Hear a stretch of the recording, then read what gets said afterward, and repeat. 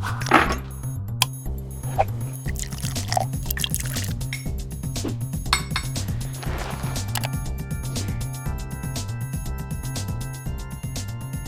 my name is Mike Robinson and I'm the Chief Executive of the Royal Scottish Geographical Society. And I wanted to tell you the story, the life story of a scientist who has entirely caught my imagination over the last few years. A scientist who's little known these days, grew up in Perthshire in an area where I stay, but has left very little mark in the area, is very poorly known and yet left quite a significant impact on the science of his day and indeed of the current day. His name is James Croll. He was the second of 4 brothers born into a poor crofting family at Little Whitefield, a croft just outside Wolf Hill, about 6 miles north of Perth. He was born on January the 2nd, 1821, so this January sees his bicentenary. When he was born, the family owned about 20 acres and fed themselves from the land. But he was unfortunate. They were certainly not wealthy, and the fontanelle on his head didn't form properly, so he had an immediate slight disability, meaning that he had to wear a hat all the time and also regularly got headaches. His family were very unlucky, and certainly his younger brother, David, was hunchbacked, thought to be from being dropped as a child. And the whole family was certainly very poor, and very much a sort of hand-to-mouth existence. In his earliest years, James refused to go to school because he had to wear a hat and thought everybody would laugh at him. So his elder brother, Alex, went to school, and when he got home in the evening, would tell James what he'd learned during the day. And that was, for a couple of years, as close as James got to an education. Unfortunately, Alex died aged 10, and James was forced then to go to school himself. He hated school. He did not like the master, who was somewhat draconian. At one event, at one point in the class, the teacher asked the room full of kids who was the greatest apostle, to which a slightly daft kid at the back of the room said, "You, sir," and he was promptly promoted to the front of the class and became the teacher's pet. And it just epitomised James's concerns with the school and his dislike of both the teacher and the structure. But he had a fierce intellect and an incredible memory. He remembers his younger brother David being baptised, even though he can't have been 2 years old at that stage. So he clearly had a great mental faculty. And it was a magazine in the end that actually inspired his interest. The Penny magazine, by the Society for the Diffusion of Useful Knowledge, who produced this weekly magazine to help disseminate current thinking in science. And this is what caught James's imagination. It sparked his imagination and his intellect. And he read this magazine avidly, and then progressed to read every single book he could get his hands on. Unfortunately, because of where he lived and his poverty, that was limited. But he still took a particular interest in science, in electromagnetism, in many different aspects of science, and became a voracious reader. Fairly early into his school career, and once he'd started picking up his reading, he had to give up school completely and revert to running the croft for his family because they were struggling to make ends meet. His father had gone back as a travelling stonemason, and he was left to run the croft. He was pretty hopeless at it. He was a daydreamer and regularly lost sight of the cattle or didn't really do all the tasks that he was expected to do because his head was in books the whole time or thinking about the books the whole time. In the end, though, typical for a poor family of that era, he did eventually have to go and find a job and a career. And his first chosen job was as a millwright, a very hard labour intensive job, travelling Scotland, the east of Scotland, right the way up to sort of Banff and Aberdeenshire, and repairing mill wheels and doing a lot of joinery work. He would live in the barns with rats in his hair, as he was described in his own diaries.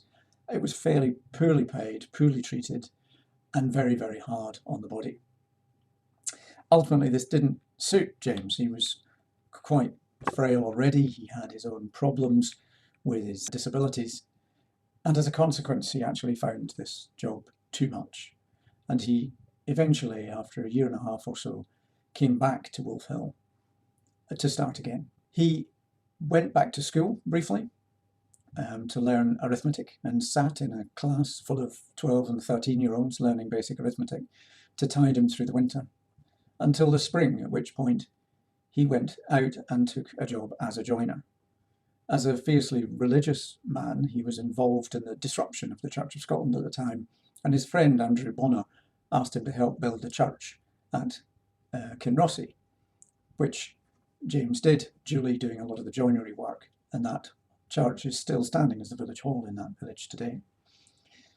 But there wasn't enough work in Perthshire to sustain a young joiner, so he moved through to Glasgow to try his hand at joinery there, and ultimately to Paisley. But again, his injuries, his disabilities got on top of him, and after knocking his elbow and it began to slightly ossify, joinery again seemed to be probably too harsh a tradition for him. And he moved back again to Wolfhelm to try to start all over again and reimagine what he might do next. As he was wandering into Perth one day over the bridge, somebody handed him a flyer for a shop that had just opened in the town, selling tea and coffee. James, being quite fatalistic, took this as a sign from God, and instead of throwing it in the bin or going and buying tea or coffee, he took it as a sign to go to the shop and ask the owner, David Irons, if he could actually get a job behind the counter and help in the shop. And this actually began a really fruitful friendship for James. David not only gave him a job behind the counter, he eventually actually bought him a shop in Elgin to run of his own. And it was whilst he was in Elgin running the shop that he ultimately met his wife, Isabella. James, however, was again not particularly a natural shopkeeper. He was described as having a large, clumsy forehead, big hands, and being very slow about the shop. And whilst people liked and trusted him, he was just too inefficient, and ultimately, again, his disabilities probably prevented him doing the job as well as he might otherwise do so. So yet again, he was on the lookout for a new start. He tried many different things. He set up a temperance hotel in Blairgowrie and built all his own furniture. He sold electrical machinery to try to help treat medical conditions, which he'd started using on himself. He became an insurance salesman, travelling all over Tayside initially, but then further afield into Edinburgh and eventually down into Leicester, selling insurance door to door. He hated the job. It was his worst nightmare, knocking on a door cold and trying to sell people things that he felt they didn't want. But he was very good at it. I think partly because he was so reluctant to sell them it, that people again trusted him. But whilst he was down in Leicester, his wife got ill, and they were forced to return to Glasgow, where his wife's sister stayed, and move in with her for her to get a chance to recuperate. James was back to square one. Drawing on his religious beliefs and his belief in temperance, he took a job on a temperance newspaper in Glasgow, the Commonwealth, a weekly newspaper, and espoused the benefits and virtues of temperance reform. But he was still struggling to feed the family, still struggling to find his route in life, until eventually he got his lucky break, aged 38, at a time when many people were starting to get seriously ill. He managed to finally get the job of his dreams. And it is not the job that many people might dream of themselves. He became a janitor. But the most important point of this is he became a janitor at the Anderson Library in Glasgow, at the Anderson College, as was then, now part of Strathclyde University. He was paid £1 a week plus taxes. He got a house and he got coal. His younger brother David, who was also disabled, slightly hunchbacked, moved in with him. And he and David would go to work in the library, cleaning it from top to bottom. I think I get the sense that David probably did a lot of the cleaning, and James simply availed himself of the library. And he got more and more and more wrapped in his thoughts, his science, his interests. He began corresponding very seriously with some major scientists of the day, and started actually a correspondence with people like Charles Lyell on geology, on Tyndall, the physicist, Alfred Wallace, the evolutionary biologist, along with Charles Darwin, Fridtjof Nansen, the Norwegian explorer, Lord Kelvin, the mathematician, and people like Agassiz, who was a zoologist and Swiss geologist, and very importantly for him, James Geekie, who was one of the founders of the Royal Scottish Geographical Society and eventually became James's boss. This correspondence was on an equal footing. It wasn't fan mail. It was actually much bolder than that. It was actually criticism. It was critique of the work of these really major scientists of the day, telling them what he felt they'd got wrong, or sharing his own ideas and thoughts with them. And he began to write more and more and more scientific papers. There is a moment, whilst as a janitor, he is going around the Anderson Library, at which he started to solve some of the really big problems, really big scientific questions of the day. The theory that ultimately made Croll famous, and for which he gets most credit, of course, is his theory of climate and time, which eventually formed the basis of his main book. A principle of predictable multiple glacial epochs. This was in an era when people thought there might have been one glacial period, but they weren't really sure, and they certainly weren't sure if there'd ever been any others. Croll waded into this debate with a very rounded knowledge, a very multifaceted approach, having read so many different texts, so many different pieces of information, so many papers over time, and he pieced together his own theory. What is absolutely remarkable is not just the theory, but the fact that he was a janitor. So at which point, when he was cleaning the windows or sweeping the floor, did he start to realise that the eccentric orbit of the Earth around the Sun, which varies by about 14 million miles over a 100,000-year cycle, will affect solar radiation on Earth, but in itself didn't explain glacial epochs because the variation wasn't great enough. So what else might be a factor? Well, another was the tilt of the Earth. The Earth doesn't sit perfectly north-south in space. It sits at an angle, and that angle does vary. Again, it varies on about a 40,000-year cycle. So if you take into account the tilt, that also affects solar radiation reaching the Earth and the amount of heat trapped by the Earth, partly because there's more heat trapped in the Northern Hemisphere because land is better at trapping heat. So that's a factor. You've got the eccentric orbit, you've got the tilt, but those two combined still don't explain glacial epochs. Well, then there's the wobble, and the Earth doesn't spin perfectly on an axis, it wobbles on an axis. So it varies very slightly, and again, there's a cycle to that, around about a 20,000-year cycle to that. So you can add the eccentricity, the tilt, and the wobble together, but you still don't quite get the variation in solar radiation insolation reaching the Earth that would explain an ice age. And this is the bit that Croll really uniquely brought to the table. He realised that there must be some other consequential factor, and basically feedback mechanisms. And he realised that changes in ocean circulation, but also more importantly, in the amount of ice cover at the poles, could then exacerbate the problem of how much heat was retained by the Earth. Because the more ice at the poles, the more heat is reflected back into space. And he realised the more ice you had, the more ice you would get. So he'd started to solve this conundrum through the introduction of feedback mechanisms. At the time, as I say, as a janitor. So remarkable.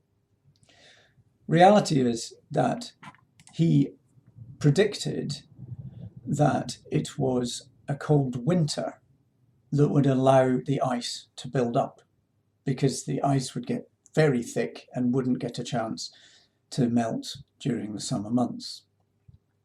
This then was the basis of the modelling that he took forwards. And whilst his theory is actually very good, this is a fundamental error. He is wrong because it's a cold summer that makes the difference, not a cold winter. Because a cold summer doesn't melt the ice enough before the next layer of snow and ice hits. And that was a fundamental mistake that he made. But otherwise, the principle was very good. It was so impressive that a lot of scientists gathered round him to help him out of his poverty.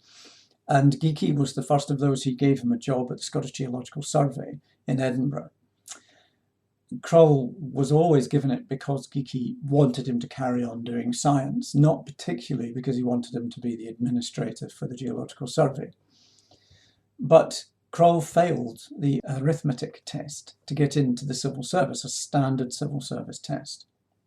And it leads to one of the more light-hearted moments in his memoir, where Lord Kelvin and Sir Roderick Murchison wrote a letter to the Civil Service Commissioners saying that Croll had calculated the precession of the equinoxes over the last 10 million years.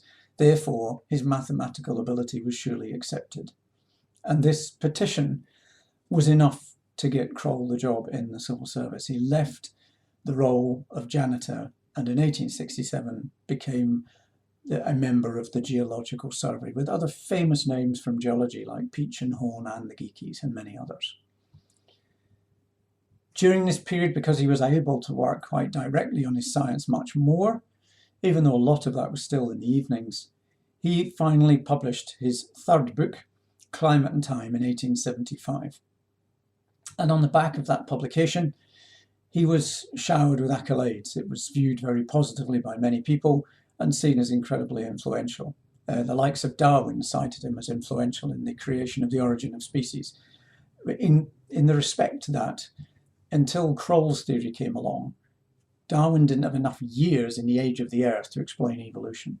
And Croll came along with a prediction of the age of the sun, as well as many of the other scientific observations that he made.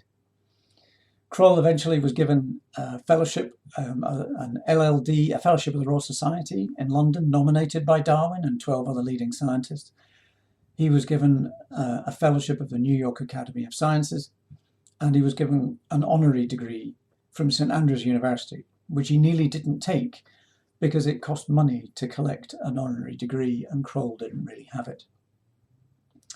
In the end, though, the civil service life didn't suit him that well, and he was still struggling with headaches and other problems, and eventually felt that he wasn't fit enough to do his job. So, slightly reluctantly, and against his colleagues' advice, he retired, an honourable man refusing to work where he felt he couldn't pull his weight. But it immediately plunged him into poverty again, moving from a salary of £350 a year to one of £75, 16 shillings and 8 pence. A huge drop in salary, a drop of sort of £30,000 annual income today down to about £6, so below the minimum wage. And he famously said at this point, a famous quote anyway, but it's a sair fecht for a half loaf. He was really struggling to feed himself and his wife, living in a variety of addresses, really anywhere he could live that could sustain them. And this led to another remarkable moment in his life where 150 people, petitioners again, gathered together, including 30 MPs, professors from most major universities in Britain, and many others, including the Poet Laureate.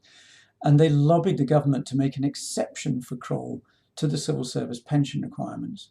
Croll had not been a civil servant long enough to draw a pension. And this huge and very influential group of people wrote this joint letter requesting that the Prime Minister overturn the norm and offer Croll a pension so he could see out his last few years in some comfort and even continue some of his scientific work when things allowed. In the end, it wasn't successful, but the geological societies of the day gathered together and did manage to produce some funding to help him move into a house in Perth, and he saw out the last of his days just outside Perth at Bridgend, and it was able also just in time to produce a fourth and final book. The book was rushed to publication because it was recognised that Croll was not well, and in celebration as a teetotaler, he told his wife to pour him a glass of whiskey and said, "I'll take a wee drop of that now. I don't think there's much fear of me learning to drink."